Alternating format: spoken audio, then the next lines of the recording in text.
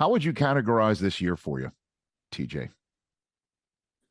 Not where I want to be, not where we want to be.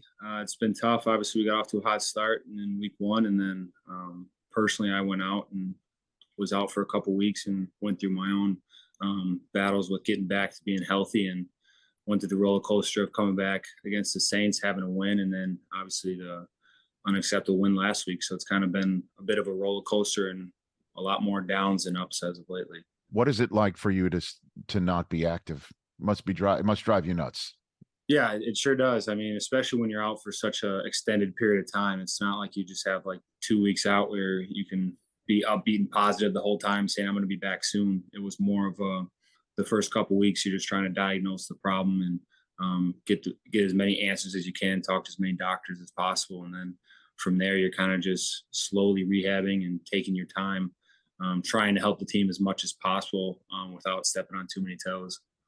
And so, what role did you take in the locker room while you're getting ready? Do you talk to the guys, or I know a lot of guys when they're injured and rehabbing, it's just a difficult process to even be part of the mix, you know? Yeah, I kind of went through it all,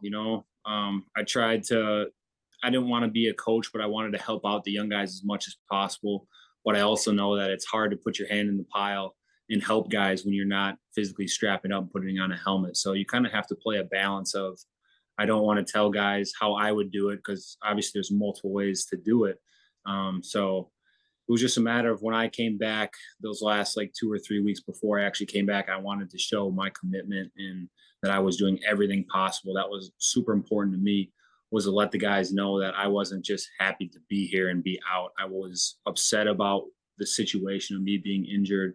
I wasn't just taking my time with this thing. I was pushing as hard as I could so that when I came back, I had the respect of my teammates and coaches. And so, what is the general sense in that locker room right now? What can you tell the Steelers Nation entering this Week 12 Monday night game with enough time left to make some hay? What is the general sense there, TJ? Yeah, it's got to have it. And I think as cliche as it is, you got to win every game in the NFL. You're not expected to, but we're at a point right now where our back is against the back wall. I mean, we need to get production. I think that starts defensively and just getting back to playing Pittsburgh Steeler football in terms of stopping the run and creating turnovers. That's just an area where we've been able to emphasize, where we're not creating those splash turnovers and sacks and negative plays like we have in years past. Well, I mean, you want to talk about splash turnovers, TJ Watt? You sure had a splash takeaway against Cincinnati. I've never seen anything like that. I would say walk me through that play, but it took literally a split second when you just jumped in the air and Burrow was throwing, and you snagged it. I can't believe you caught that. What happened there on that? Yeah, a lot of times it's just, in week one, it was just I was being chipped or it was a slow rush. So you just kind of get your eyes up and look through the tackle at the quarterback as he rush. And you can kind of see him rise up. And as he rises up, I'm just, it's off of formational clues and everything, kind of if it's going to be quick rhythm passing or not. And you just throw your hands up. And I've done it many times over the years in practice where I've caught them, sometimes clean, sometimes you bat them up to yourself. But I've just grown more closer, like getting my hands tighter as opposed to wider, and sometimes they just stick. It was weird. I was wearing leather gloves, so I wasn't even wearing the sticky ones, which is wild. Did you see Burrow's reaction? I don't know if you saw it afterwards. Yeah, we had a nice little chat afterwards. And what did he say? He was just like, what am I doing? And I was like, I don't know. I don't think it's anything you're doing. I'm just like putting my hands up and it's somehow sticking. Yeah, he kind of like got like this look on his face, like where his whole body went limp. Like, I can't believe that just happened. Yeah, I definitely wanted to ask you about that. And then more positive, just from my own sitting on the couch and watching, it looks like Kenny Pickett has it.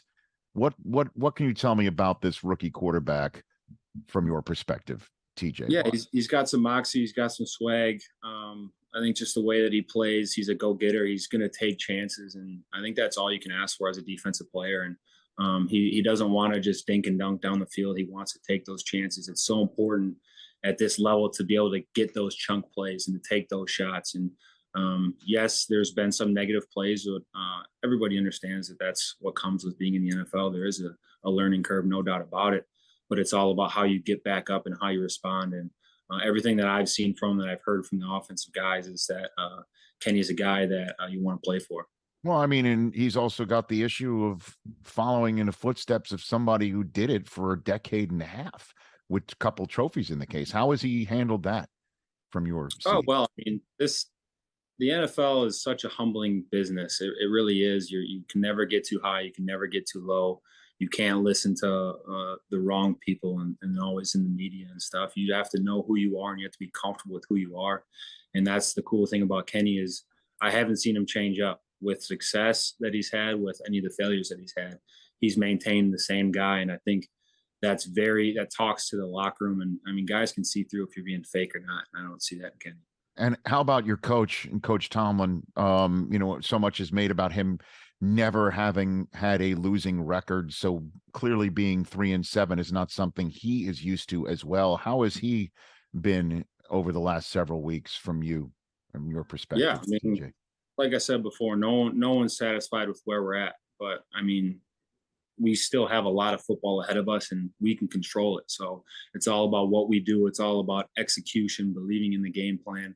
And Coach T's never going to switch up. He's never going to go one way or the other. I mean, he's always very constant through all the ups and the downs. So it's not like he's being someone that we haven't seen in the successful seasons that we've had here. Catch the Rich Eisen Show every single day on the Roku channel, 12 to 3 Eastern, for free.